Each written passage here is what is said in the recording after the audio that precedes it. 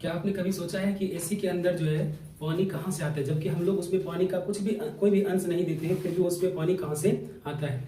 जबकि आपने नोटिस किया होगा कि कूलर में हम लोग बाल्टी पानी भर के देते हैं, लेकिन फिर भी वो पानी नहीं दिखता। और जबकि हम लोग एसी में पानी देते भी नहीं है, तो उसके बाहर वाला जो एक डब्बा के जैसा बना होता है, इसमें पंखा लगा होता है, उससे पानी आपने देखा होगा कि टपकते रहता है। आखिर वो पानी आता कहाँ से?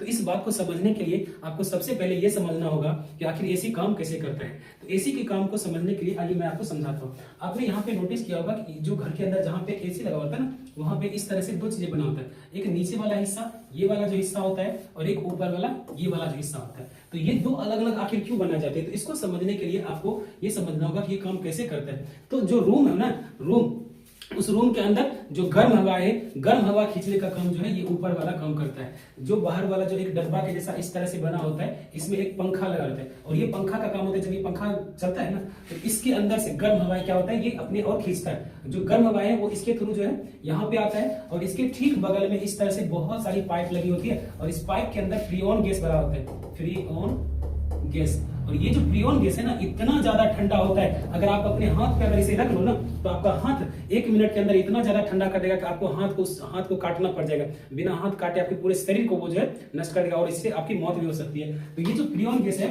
इस पाइप में भरा हुआ रहता है। ये जो गर्म हवा, ये जो पंखा खींचा ना, ये गर्म हवाओं को वो बाहर नहीं फेंकता है, बल्कि वो क्या करता है, इस पाइप के अंदर भेजता है यहाँ से। और इस पाइप के अंदर आपको अभी मैंने बताया कि फ्रीऑन गैस होता है, और ये फ्रीऑन गैस के संपर्क में जैसे ही आता है वो ये जो है वो गर्म हवाएं ठंडी हवाओं में बदल जाता है, और इसके थ्रू वो फिर से वापस आपके कमरे में भेजता है। और ये जो नीचे वाला जो आपका बना हुआ रहता है ना, इससे आपके ठंडी हवाएं आता है। अब बात हुआ कि ये तो समझ में आ गया कि एसी काम कैसे करता है, लेकिन हमें ये समझना है कि जो पानी की जो बूंदे दिख रहा है, ये पानी की बूंदे आके कहां से आता है। तो आपने नोटिस किया होगा गर्मी के मौसम में जब फ्रिज में बोतल में पानी रखते हैं, तो फ्रिज के अंदर जो बोतल वाला पानी होता है ना, वो आपको देखोगे कि बाहर से उसमें कोई पानी आपको नहीं दिखेगा, लेकिन जैसे ही आप फ्रिज से पानी को निकालोगे फ्रिज के अंदर से बोतल को, तो थोड़ी देर के बाद आप देखोगे कि बोतल के बाहर भी पानी का जो है छोटा छोटा बूंद आपको दिखाई देने लगता है। ठीक वही काम ये करता है। अब ये होता कैसे?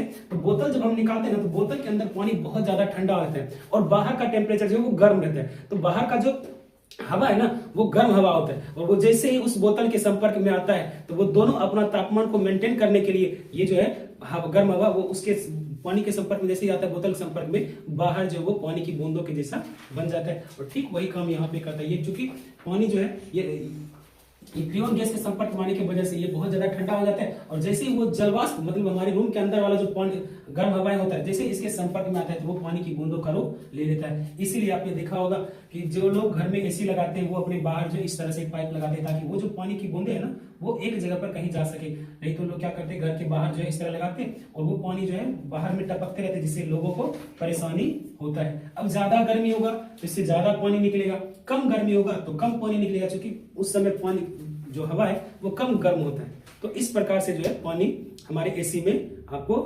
आता है। अब अगले वीडियो में हम लोग ये समझेंगे कि जो हम लोग कूलर के अंदर बाल्टी के बाल्टी पानी भर भर के देते हैं, लेकिन फिर भी आपको एक छोटा सा पानी का बूंद भी नहीं दिखाई देता है, आखिर वो सारी पानी जाता कहाँ है, इसके बारे में हम लोग अगले वीडियो में समझेंगे।